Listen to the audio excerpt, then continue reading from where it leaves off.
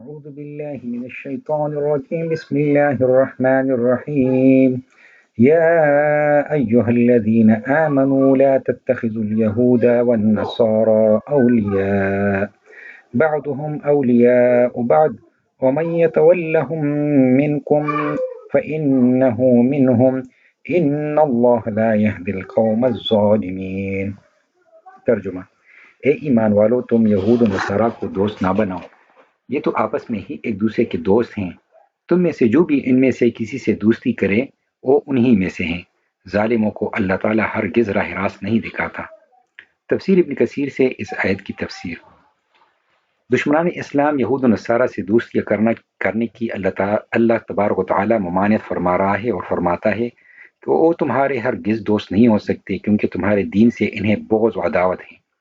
ہاں، اپنے والوں سے ان کی دوستیاں اور محبتیں ہیں، میرے نزدیک تو جو بھی ان سے دلی محبت رکھے وہ انہی میں سے ہیں۔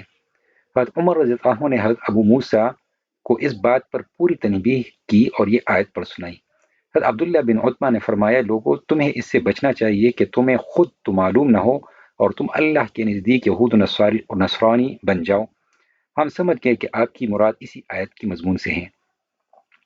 ابن عباس رضی اللہ عنہ سے عرب نصرانیوں کی ذبیحہ کا مسئلہ پوچھا گیا تو آپ نے یہی آیت تلاوت کی، جس کے دل میں کوٹ ہیں وہ تو لپک لپک کر پوشیدہ طور پر ان سے ساز باز اور محبت و مودت کرتے ہیں اور بہانہ یہ بناتے ہیں کہ ہمیں خطرہ ہے، اگر مسلمانوں پر یہ لوگ غالب آ گئے تو پھر ہماری تباہی کر دیں گے، اس لیے ہم ان سے بھی میل ملاپ رکھتے ہیں، ہم کیوں کس سے بگاڑیں۔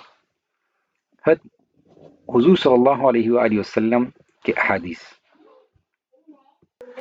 حضرت موسیٰ رضی اللہ عنہ نے بیان کیا کہ رسول اللہ صلی اللہ علیہ وسلم نے فرمایا، نیک ساتھی اور برے ساتھی کی مثال کستوری بیچنے والے عطار اور لوہار کی سی ہے۔